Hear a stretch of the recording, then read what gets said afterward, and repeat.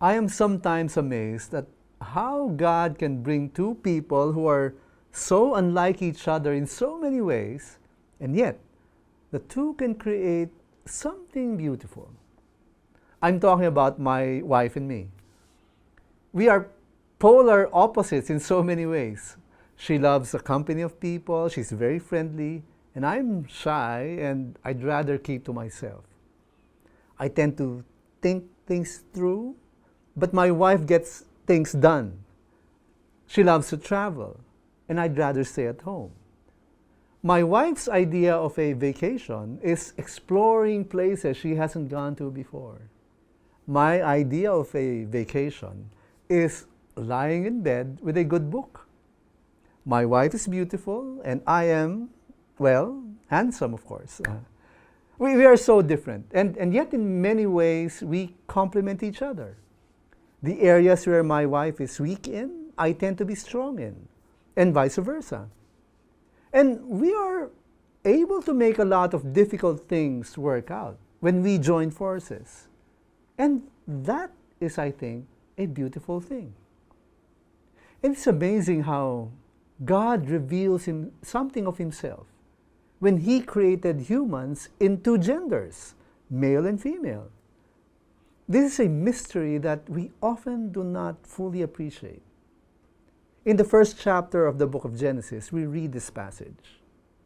So God created man in His own image. In the image of God, He created him. Male and female, He created them. When God created humans, He intentionally created two genders. When God formed man from the dust of the earth and breathed the breath of life into him, the next thing that God did was to fashion the woman from the man's side. He created humans in two genders, male and female. Each is distinct and valuable, and both reflect the image and likeness of God. I believe this tells us that the image of God cannot be fully expressed with just one gender. Man possesses certain attributes of God but lacks others. At the same time, women also possess certain attributes of God but also lack the rest. To get a fuller view of God, you have to see God's image in both the male and the female. And this reveals that God is indeed a God of relationships, a God of love. The first time Adam saw Eve, he was very happy and he recognized her as a partner, a complement, distinct from any other created being. Woman was uniquely created as a gift for man, just as a man is a gift for woman. The two aspects of God's image, male and female, are joined wholly together in marriage, a unique, beautiful, permanent, covenantal relationship.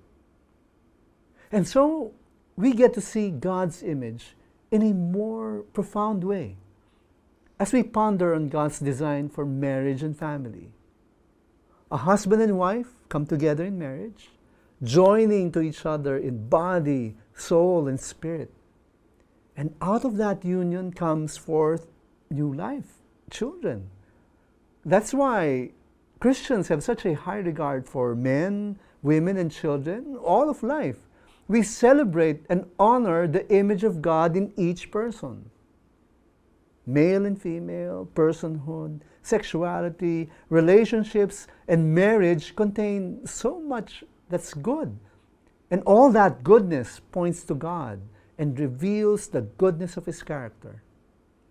Our gender and sexuality were designed to lead us to joy, connection, life, growth, relationships, family, pleasure, children, and marriage.